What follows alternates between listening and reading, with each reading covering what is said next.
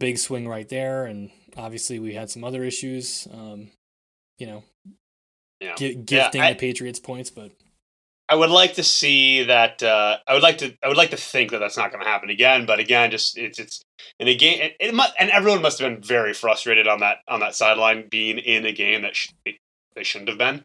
But disappointing to see. That I do believe. I haven't confirmed it, but I'm 90% sure that did lead to the touchdown throw by Zappy. Well done. Congratulations to the first rookie quarterback throw, like they said. I believe Tony Romo said that.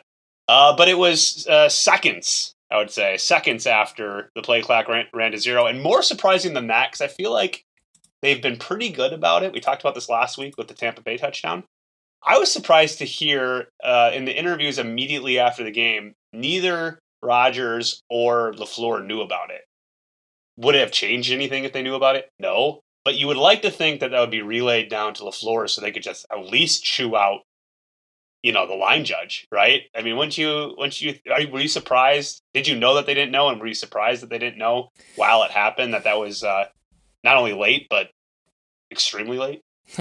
I mean, it was like almost 3 seconds, like legitimately 3 seconds. And no, I didn't know that they didn't know. I'm a little surprised by that, but again, you can't challenge that, which I think it wouldn't surprise me if next year that was a challengeable. No, A you challengeable can't thing. do it. Why not? You can't do it because then you're gonna get like you know, zoomed in camera view to the ball and like twitching of the hand, and did that count? And where's the zeros?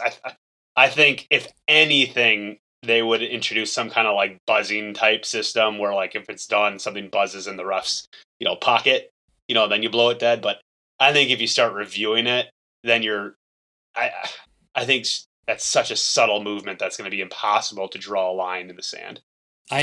You think that the center snapping a football is a subtle movement? I think when you start snapping the ball, that's going to technically start the play. I think that's subtle enough where's the zeros? We only have the one digit on the clock, and that guy is moving the ball around as is before the snap.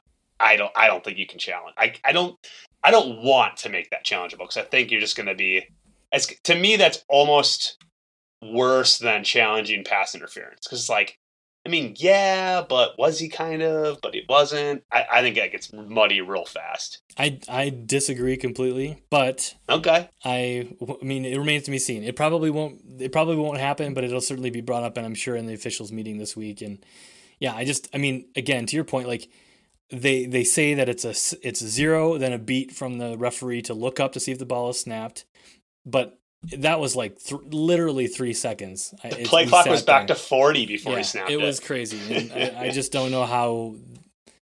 I just don't know how that isn't maybe not reviewable, but like how did like if they caught it on that play, oh sorry that that previous play,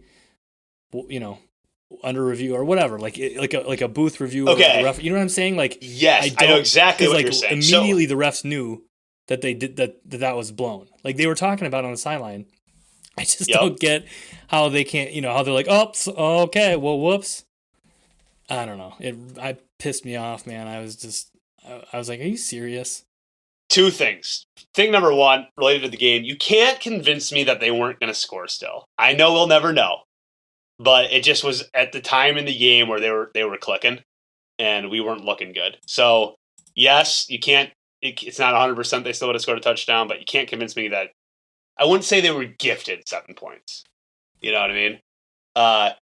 Thing number two, to your point, there should be like a we effed up rule, right? Like the bad play in the NFC Championship game that led to the reviewable pass interference was like we completely effed this up, and that's clearly a blatant miscall.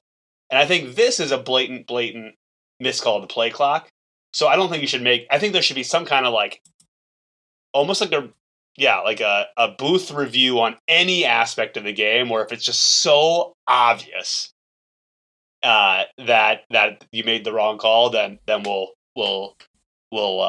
reverse it. But that will never happen either. But I like that thought. Yeah, I don't know. I mean, the bottom line, Packers won. Patriots lost. Yeah, it was ugly, and it took an OT period. But Packers are 3-1 through the Three first and one, quarter, baby. through the first quarter of the season.